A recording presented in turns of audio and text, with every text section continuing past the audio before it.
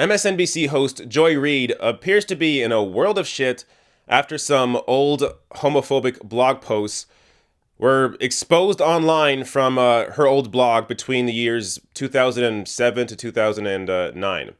Now, her history on this issue, this story may seem familiar to you because there was already some old homophobic blog posts that were released online from her old blog, where she discussed then Florida Governor Charlie Crist on his suspected homosexuality.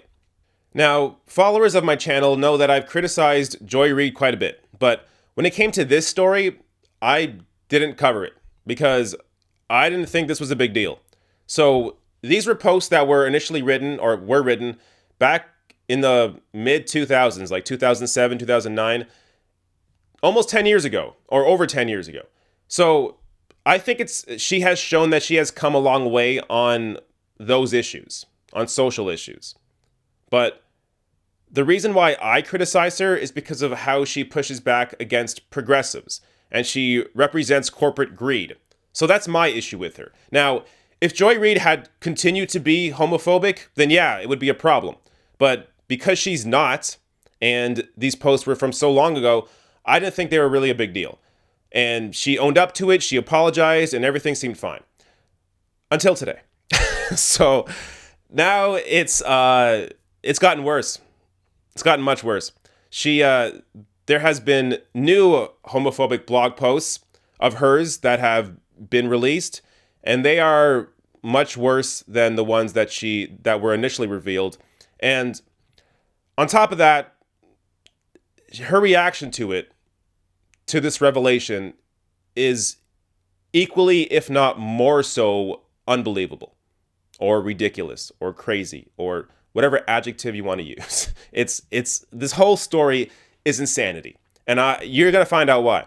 So first, let me share some of these newly revealed homophobic blog posts that were uncovered using the Wayback Machine, which is the internet archiving service that takes screenshots of websites over the years and preserves them for the history books. So if a website gets deleted, we still have access to see what was on that website. So that's what happened in the previous case where her old posts were revealed, and that's what's happened in this case. So let me read some of these. The ones I'm reading, it's not everything. There's a lot, but I pulled out some choice quotes here that are just crazy. So here's the first one. By screaming so loudly about making gay marriage a kind of litmus test for true progressiveness and humanity, they have embraced a fight that only a small sliver of the population can relate to, and put their credibility on the line by painting Barack Obama as an enemy, at a time when most Americans consider him their only hope. Evangelical Christian pastor Rick Warren does not support the idea of gay marriage. Neither do a majority of Americans, or any Democrat who ran for president this year, with the exception of Dennis Kucinich. Okay, so just quickly, I included the comments on Dennis Kucinich there because I'm going to reference him later on in this video, and you're going to see why. Now, these initial blog posts here, these two paragraphs, they show that she was actively arguing against the Democratic Party coming out in support of gay marriage. Now, this is a position where back then, it was more normal to think this way. So looking at this now, it seems kind of insane to see somebody like Joy Reid actively pushing back against the gay rights movement. But, I mean, it seems a lot of us have short memory. Like she said there, Barack Obama was against it, and so were the vast majority of Democratic politicians. Now, that said, I'm not defending what she said, but just recognize that this was written at a time where her position on this was normal. Now, if it wasn't clear enough that she was against gay rights, let me read you this piece. These advocacy posts lined up with Reid's own views, as one post states, "I'm not even in favor of gay marriage," and a second adds, "I'm not a gay marriage proponent." Okay, so it's clear that Joy Reid was on the wrong side of history. She was against the Democratic Party coming out in favor of gay marriage. Now, there's more. So let me read this piece. Most straight people cringe at the sight of two men kissing. Most straight people cringed at the Snickers commercial. Most straight people had a hard time being convinced to watch Brokeback Mountain.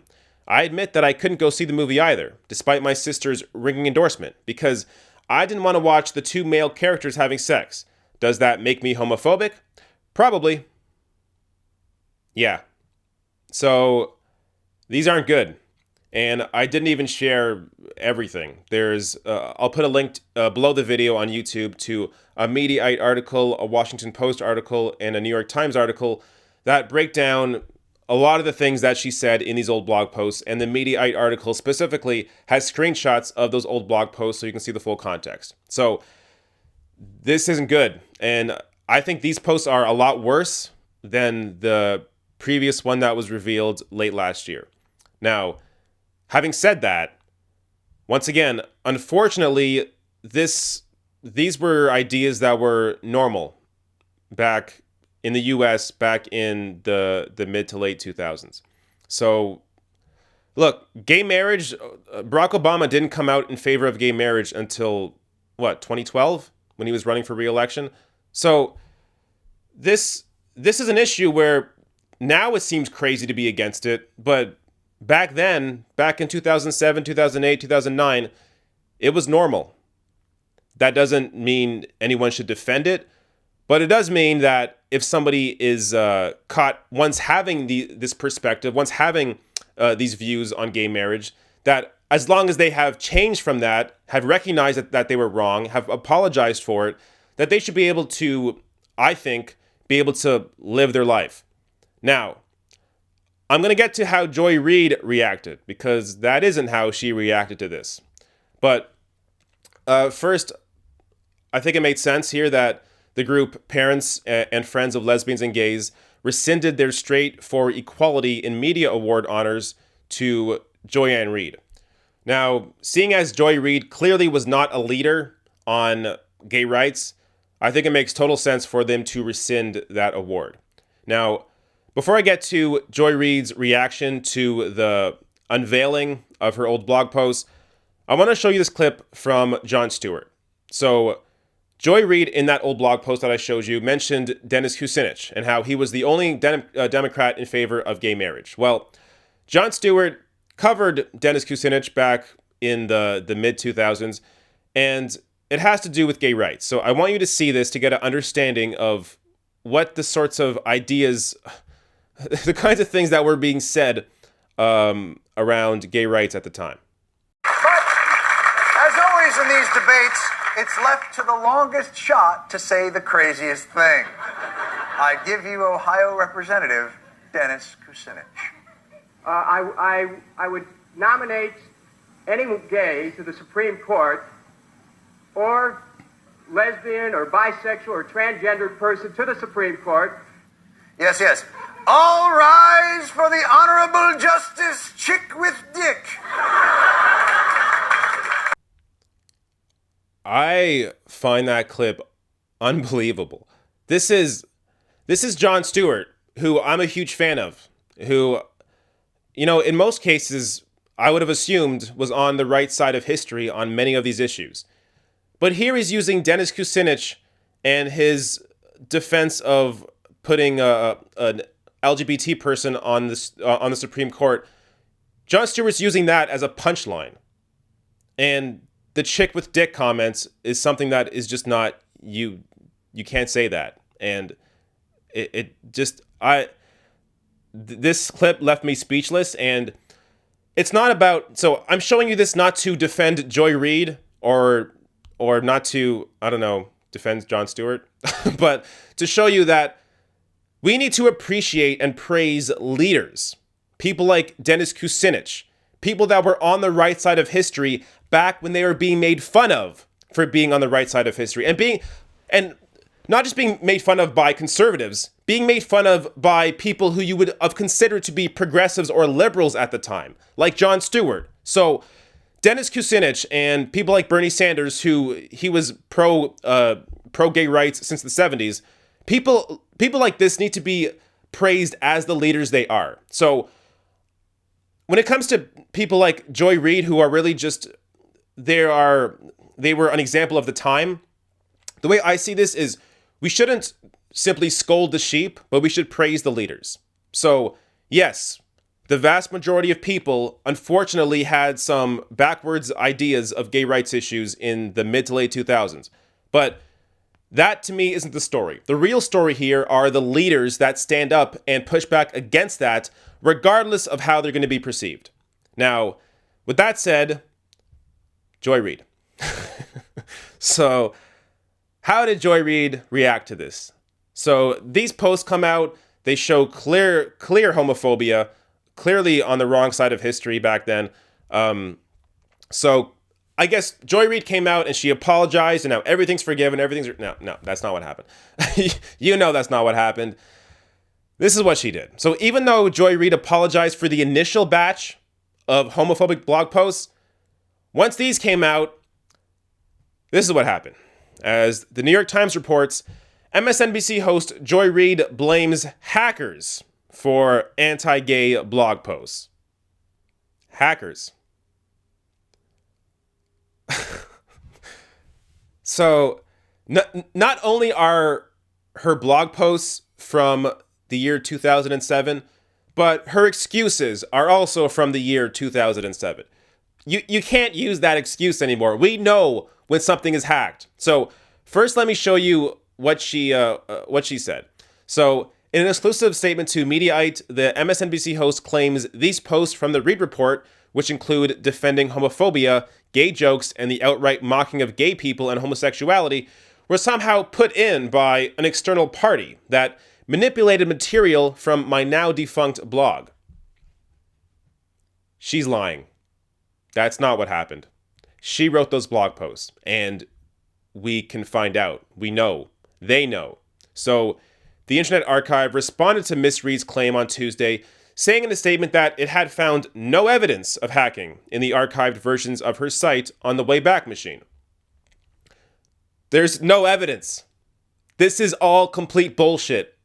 Joy Reid is lying.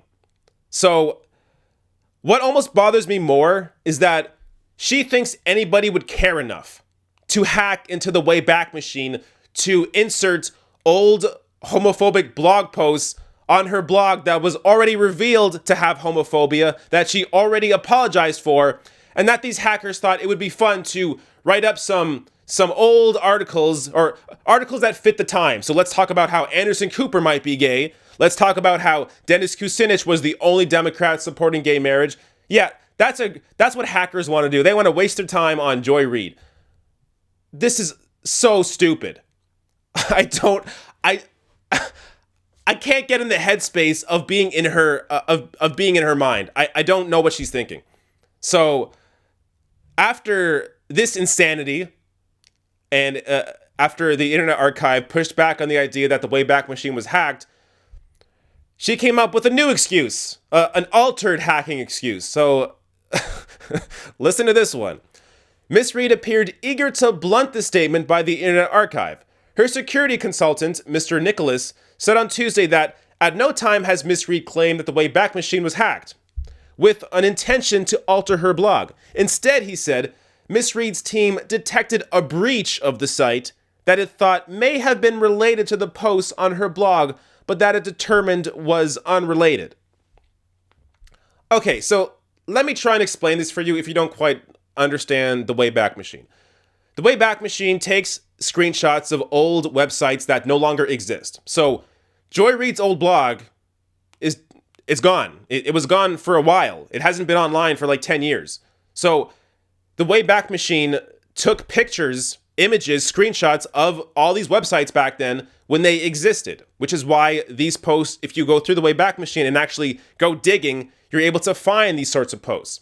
But you can't just simply find it on the internet. You have to actually go through the Wayback Machine or an Internet Archive that has taken screenshots of these old websites. So that's what happened in this case. So now that the Internet Archive can show that no, we were not hacked, her lawyer, Joy Reid's lawyer, changes the story and says, no, that's not what we were saying. We were saying that hackers went back in time to hack her blog back then and then write those homophobic blog posts so that they would be found by the Wayback Machine today. That is basically what he's saying. There's no other way to hack her blog. Her blog doesn't exist anymore. So if you're a hacker and you hacked Joy Reid's blog to put homophobic blog posts on it, you would have had to go back in time to do it. You would have had to go back to 2007, 2008, 2009, and then hack her website when it still existed, write these homophobic blog posts, somehow hide them so that Joy Reid didn't see them when they were posted at the time, and then wait 10 years, or I guess use your time machine to come back to current day, and then sit back and enjoy and laugh as Joy Reid freaks out over how her blog was just hacked. So I'm not the only one that recognized this. So Joe Bernstein, a reporter for BuzzFeed News, tweeted this. Also, the Wayback Machine captured these posts at or near the time they were posted, over 10 years ago. For this account to make sense, someone would have had to access Reid's blog with dark web credentials, then travel back in time. Time traveling hackers. You know what? Joy Reid, if you can't make it in media, you should start writing scripts, because this is fantastic. I'm really enjoying this story. Honestly, this is one of the best stories I've ever had to cover. It is thoroughly enjoyable. So this is the kind of excuse you expect from like Sean Hannity. An MSNBC host is supposed to be at least somewhat rational. At least a little bit. Just a tiny bit. And this whole story is complete bullshit. And she's even got her lawyers in on it. So after all this, or even before all this, so even though Reid is claiming that her blog was hacked and her lawyer backs it up, even though there's zero evidence of it, her lawyers got those old blog posts scrubbed from the internet. Now, you would think if hackers hacked into your account, you would want the proof of that. You'd want to be like, hey, what happened here? You were hacked in. Hackers hacked your account, and we have the proof right here. But no, they got her website scrubbed. So here, this from New York Times. The Internet Archive said that at some point during its correspondence with Miss Reid's lawyers, a robot's exclusion protocol specific to the Wayback Machine was activated on her old blog. That protocol sends a signal to the archive, which the archive chooses to abide by, that can be used to get around the Wayback Machine's policies and remove pages from the archive of the internet. So her lawyers scrubbed these old homophobic pages from the internet, even though they were apparently done by hackers. You can't believe this shit. Now, Joy Reid should have taken her own advice when she tweeted this a while back. Nobody tell her about the Wayback Machine. That's a real Joy Reid tweet. Unrelated to this whole story, obviously. But she should have taken her own advice. So this whole thing is amazing to me. Now, I just want to hit on one more point here. And that's the hypocrisy of Joy Reid. So this tweet came out from Splinter reporter Catherine Kruger, who tweeted this.